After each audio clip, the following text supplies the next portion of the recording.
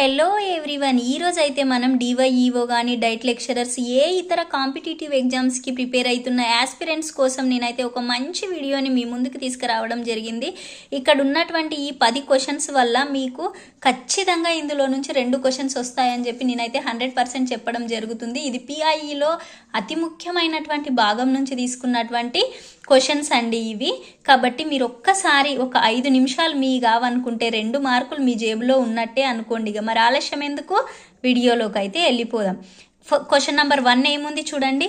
ఒకవేళ ప్రాథమిక పాఠశాలలో 1 నుంచి 5 తరగతుల్లో పిల్లల యొక్క నమోదు ఎంతుంది? 132. అయితే విద్యా హక్కు చట్టం 2009 ప్రకారం ఆ పాఠశాలకు ఇంతమంది ఉపాధ్యాయులను కలిగి ఉండే అర్హత వస్తుంది. ఎంతమంది మరి? ఇక్కడ ఏమంటున్నాడు, ఒకవేళ ప్రాథమిక పాఠశాలలో 1 నుండి 5వ తరగతులలో పిల్లలు మొత్తం ఎంత ఉన్నారంట? 132 మంది ఉన్నారు. 132 మంది ఉంటే 2009 ఆర్టీఈ చట్టం ప్రకారం ఎంతమంది ఉపాధ్యాయులు ఉండాలి అని అడుగుతున్నారు. మరి ఎట్లా ఆన్సర్ చేయాలి చెప్పండి. అయితే ఈ విషయం మనకు తెలవాలంటే మీకు దీనికి సంబంధించిన ఒక ఇంపార్టెంట్ విషయాన్ని అయితే చూపిస్తా చూడండి. మీరు ఇప్పుడు వెంటనే అయితే ఆన్సర్ చేసేటటువంటి అవకాశం ఉంటుంది. ఎందుకంటే నేను మీకు మొత్తానికి 1 నుంచి 5వ తరగతి వరకు ఎంతమంది ఉపాధ్యాయులు ఉండాలో ఇక్కడ ఒక పట్టిక ఇచ్చిండ్రో ఆ పట్టిక చూపిస్తున్నాను చూడండి. విద్యా హక్కు చట్టం 2009 ప్రకారం ఉపాధ్యాయ విద్యార్థి నిష్పత్తి అని ఇచ్చిండ్రు కదా. 1 నుంచి 5 తరగతుల వరకు, ఇదిగో చూడండి, 1 నుంచి 5 తరగతి వరకు విద్యార్థుల సంఖ్య ఎంత ఉంది? 0 నుంచి 60 ఉంటే ఎంతమంది ఉండాలంటే ఉపాధ్యాయులు? 2 మాత్రమే ఉండాలి. మరి 61 నుంచి 90 ఉంటే ఎంతమంది ఉండాలి ఉపాధ్యాయులు? 3 ఉండాలి. 91 నుంచి 120 ఉంటే ఎంతమంది ఉండాలి? 4 ఉండాలి. అంటే ఒక ఉపాధ్యాయునికి కనీసం 30 మంది పిల్లలు అయితే ఉండాలి. ప్రతిది కూడా 120 వరకు మనకు సేమ్ కనిపిస్తుంది. తర్వాత 121 నుంచి 200 వరకు ఉంటే ఎంతమంది ఉండాలంట? 5 మంది ఉపాధ్యాయులు ఉండాలంట. మన నంబర్ కూడా చూడండి, 91 నుంచి 120 ఉందా? లేదు. 121 నుంచి 200 మధ్యలో ఉంది 135. కాబట్టి మన దగ్గర ఎంతమంది ఉండాలి మరి ఉపాధ్యాయులు? 5 ఉపాధ్యాయులు ఉండాలి. ఇక్కడ ఇంకొకటి మంచి విషయం అవుతుంది, దీన్ని మీరు చూస్తే ఖచ్చితంగా ఆన్సర్ చేస్తారు ప్రతి ఎగ్జామ్లో.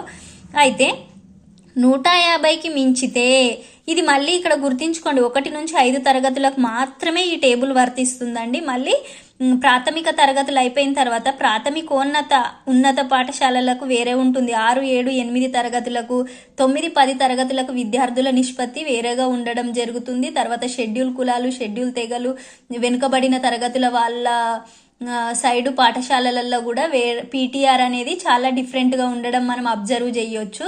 అయితే ఇక్కడ మాత్రం 150కి మించితే ఎట్లుంది? ప్రధానోపాధ్యాయులు 5 ఉండాలి.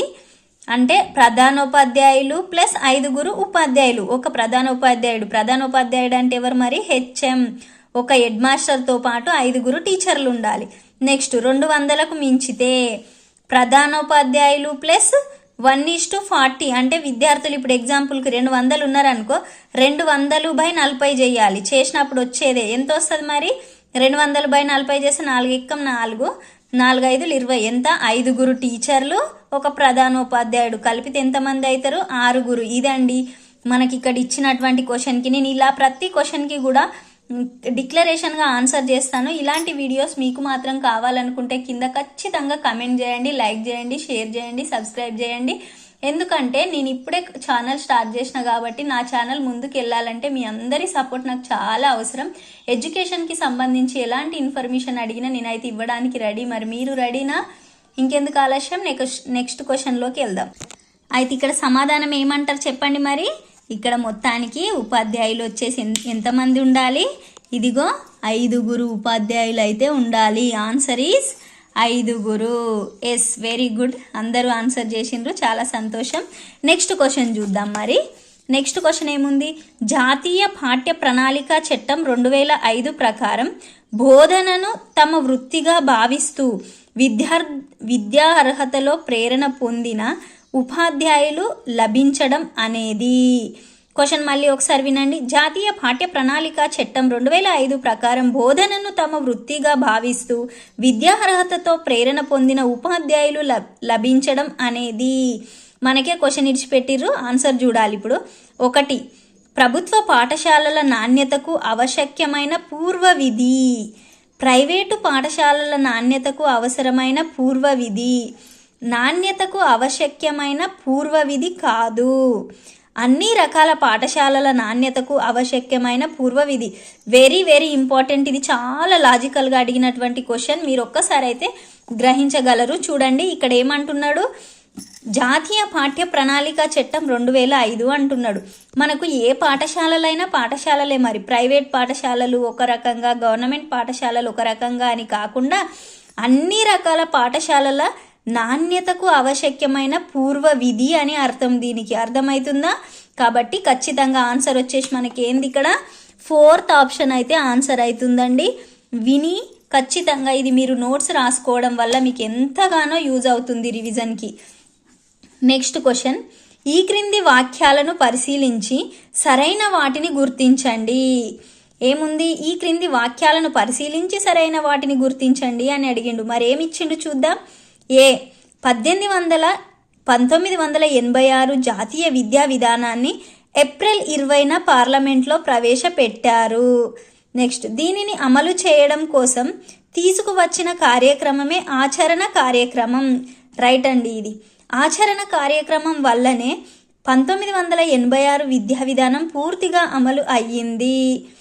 మరి మీరు ఏమనుకుంటున్నారు చెప్పండి.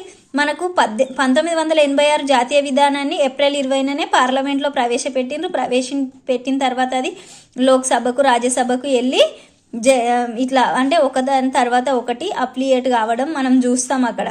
కాబట్టి అది రైటే. మరి ఇది కూడా రైటే. చూడండి, దీనిని అమలు చేయడం కోసం తీసుకువచ్చిన కార్యక్రమమే ఆచరణ కార్యక్రమం. ఆచరణ కార్యక్రమం అంటే ఏంది? ఈ యొక్క 1922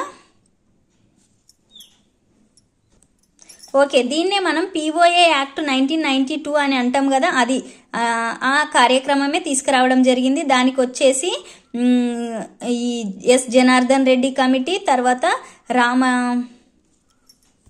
ఆచార్య రామమూర్తి కమిటీ అయితే ఇవి రెండుటిని 1986 జాతీయ విద్యా విధానాన్ని ఎస్ జనార్దన్ కమిటీ మరియు ఆచార్య రామమూర్తి కమిటీ వీళ్ళిద్దరూ కలిసి దీన్ని మళ్ళీ ఒకసారి పునఃసమీక్షిస్తారు. కాబట్టి ఇది కూడా కరెక్ట్ అవుతుంది. తర్వాత సి, ఆచరణ కార్యక్రమం వల్లనే 1986 విద్యా విధానం పూర్తిగా అమలు అయింది. అవునండి, ఇందులో ఉన్న వాటిని కొన్నిటిని మాడిఫై చేసిర్రు. ఆ విధంగా చేసి దాంట్లోని కొన్ని ఉన్న వాటిని సవరించి ఇంకా కొన్నిటిని జత చేయడం వల్ల మనకు అది కంప్లీట్గా కావడం జరిగింది. కాబట్టి ఇవన్నీ కూడా రైట్ ఆన్సర్సే ఉన్నాయి. ఇక్కడ వచ్చేసి ఏబిసిలు సరైనవే. మనకి ఇవి 3 కూడా సరైనవే కాబట్టి ఆన్సర్ ఈజ్ ఏబిసిలు సరైనవే. థ్యాంక్ యూ అండి. మిగతా క్వశ్చన్స్ అయితే రేపు ఎక్స్ప్లెనేషన్ ఇచ్చుకుందాం. ఈ వీడియో నచ్చితే ప్రతి ఒక్కరు లైక్, షేర్, సబ్స్క్రైబ్ అయితే చేయండి.